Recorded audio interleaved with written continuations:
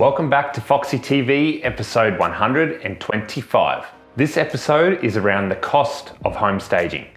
Is home staging tax deductible? Who pays for home staging? The client, the vendor, someone else? How much do we charge here at Foxy Home Staging for home staging, and how do we arrive at those numbers? That is today's main topic, and we will be covering that later on in the episode. But first, we're going to quickly take you to an install that we did earlier in the week down towards the Gold Coast in the suburb of Helensvale.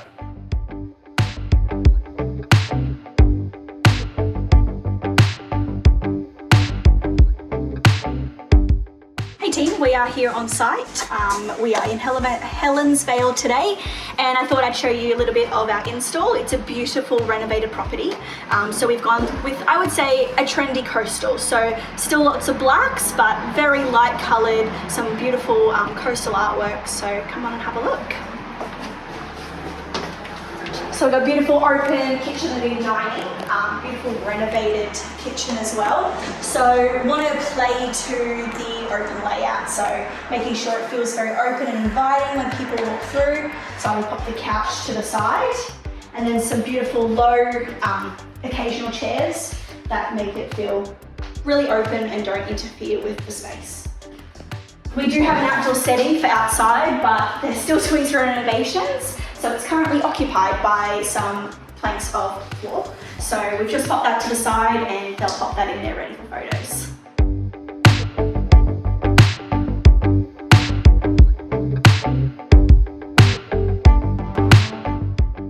Okay, we're now going back to the warehouse to speak with Jake and Phoebe around today's main topic, the cost of home staging. So obviously the answer is it depends, but in terms of how we figure out what we charge, we look at the cost of furniture. There's kind of a few bits to it. One of them is the cost of the furniture that's going in, and we figure out a return that we can, I guess, make as a business and cover all of our costs. So that's kind of one of the driving forces. We also look at, the type of property, the price point, the sort of return that we want to be able to get for the people who are paying for it. So we want to make sure that what we charge can be recovered and more by the home seller. So Phoebe can probably talk a bit more specifically to numbers based on the size of houses, but yeah, that's kind of the main few things that we think about. And you always include GST, right? Yeah, we do, because it's one of those things that really annoys me, and we deal with a lot of suppliers when we're buying new inventory, new stock, where you get an invoice for what you think is the total, and then all of a sudden at the last minute they add GST. So we include it at every step so that people who are our clients, the home sellers, know exactly what they're up for. That's an open-ended question based on the size of living spaces, basically. So whilst we charge for a service and everything is fully encompassing, the service does go up proportionally with the size of a living space and how many living spaces the property has. The more living spaces, the bigger the furniture that needs to come in, the more bigger furniture needs to come in. Sam at the warehouse, which means the price just goes up. Also, obviously, more living spaces equal more time. So all those things work together to have a higher price. We sit in the middle section of the market in Brisbane. We never want to be the cheapest, and we're definitely nowhere near the most expensive. We sit right in that middle portion. It's really, really important to us to have a strong focus on return on investment for our vendors.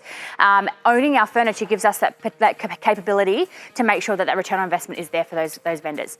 If I look at the lower end of the market, so something that was really important to our agents was to have some pricing that they can go and have a chat to their vendors, particularly for those agents who do a lot of whose predominant markets units in Brisbane.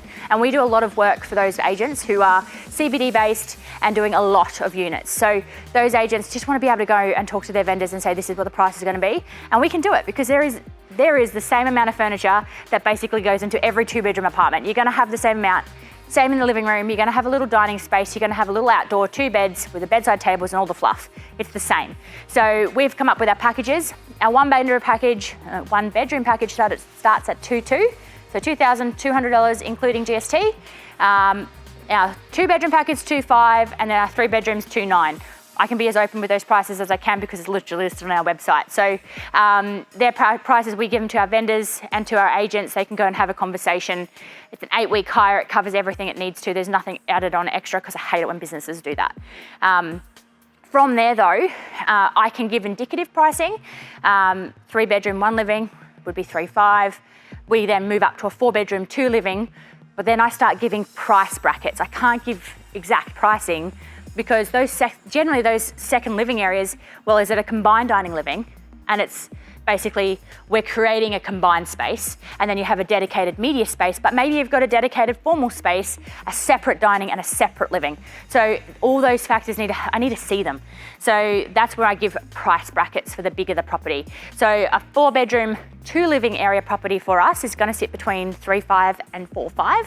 And then if you move up to a 5 bedroom house that has 3 living, so normally when we do 3 living, we've got a formal living, a combined living, and then a kids retreat. Or a media space, sometimes plus or minus a study. Sometimes those houses have space for 2 outdoor. So you can see why it's really important to give a price bracket. Those sort of sit at 5,500 plus. So honestly, depending on how much extra, how many nooks, how many crannies we've got to fill.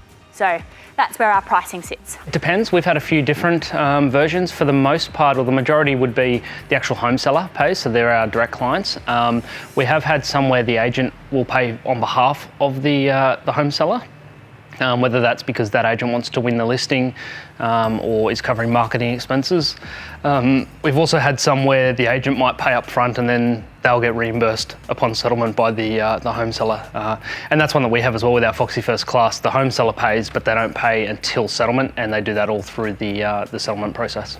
It is if it's an investment property, and I feel like I'm supposed to give the whole disclaimer, go and check with your accountant and all that sort of stuff, but simple answer is yes, if it's an investment property. So same as any other marketing costs when you're selling your home would be, you treat staging the same.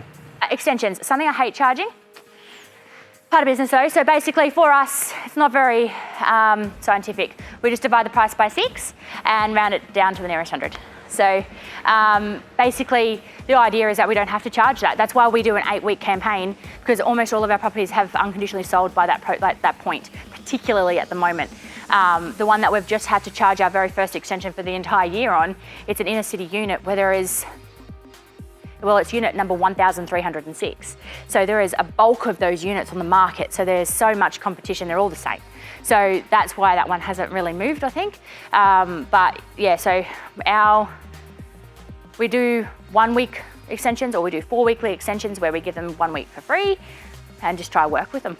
As a business owner, obviously you need to be covering your costs, or if you're not, you know, maybe that's part of your plan. You have some savings and you want to just get into the industry, so you do it a bit at a lower cost, a bit cheaper to win the work or get some referrals. But for the most part, you want to do it so you're covering your costs, so it's important to know your numbers. A lot of staging businesses will hire their furniture from a third party in the early stages, and if that's the case, you've got a pretty good handle on your biggest cost, your furniture hire.